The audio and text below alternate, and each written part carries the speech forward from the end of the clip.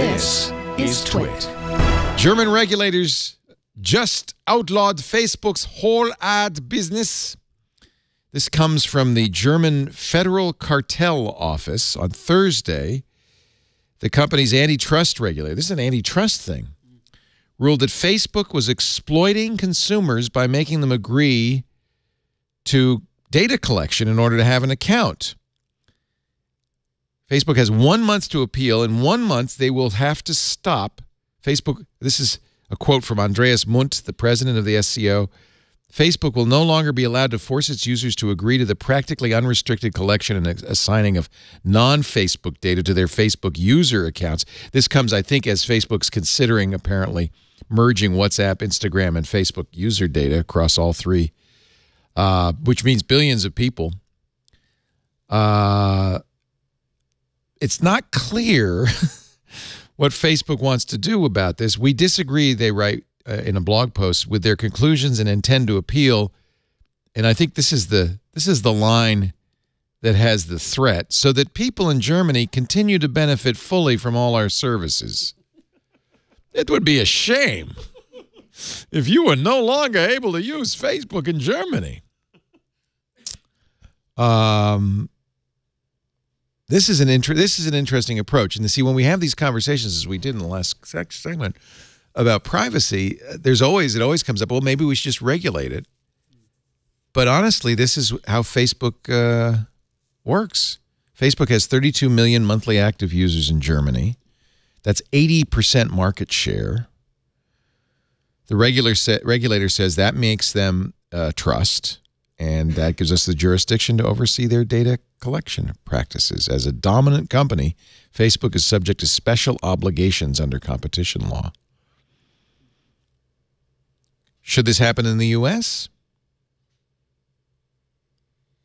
Nobody wants to weigh in on this one. No, Matt's mic is cut.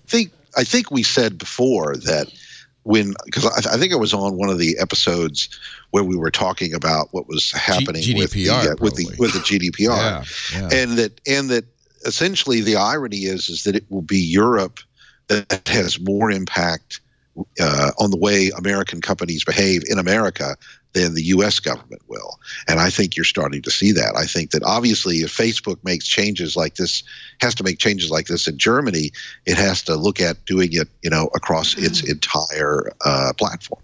One of the things that is interesting about this is it's the antitrust regulators that are doing this.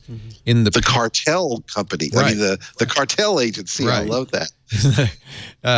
In the past, data and privacy really weren't part of that trust consideration, but essentially the German regulator is saying, look, you're so dominant in Germany that people are almost required to use you, and you're using your dominant position to invade their privacy in ways we don't think is okay.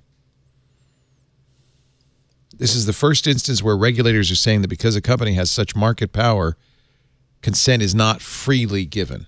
That's the point. And, similar arguments, I'm sure, will appear against Google as well. 74% of American Facebook users surveyed by Pew last month did not know that Facebook maintained profiles about their interests. This is what you were talking about, Gina, the dashboard, right? 51% said once they were shown what Facebook was collecting, I'm not comfortable with that. So people don't know about it. In the U.S., and the regulator's saying even less so in Germany, and they don't have a choice.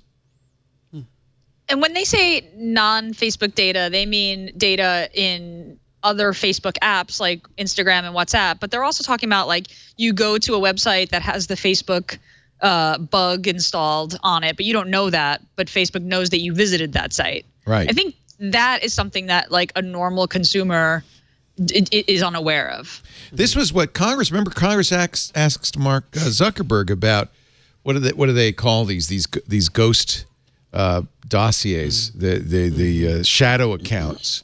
Yes. As you're followed around the internet. And Zuckerberg said, we don't do that. Hoping nobody would follow up.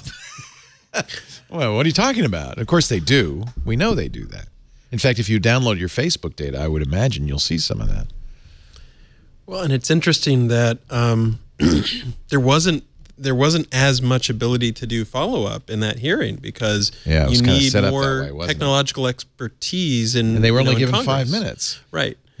But being able to ask good questions and have people who understand how computers work, is part of the process, I think. Well, that's a long and sad story about the, what was it called? We had this great group of people that were advisors, technology advisors to Congress. Right, that got shut down. Some years ago. Yeah, 94. Yeah. In the 90s. Although I imagine congressional staffers are sophisticated these days, fairly sophisticated. They're younger, they're smart. Absolutely. So the staffers probably knew, but the whole thing was set up in that case not to have follow-up questions. So. There are organizations. So there's one called Tech Congress, for example, that tries to get technologists and bring them into Congress to advise people so that they can ask better questions and understand technology and its impacts more. So it's nice to see those green sprouts happening at least. So I know you will, Gina, we'll be able to imagine Jeff's reaction to this German regulation. I really miss Jeff's reaction to the Germans in general. He's going to turn bright red. I can't wait till Wednesday.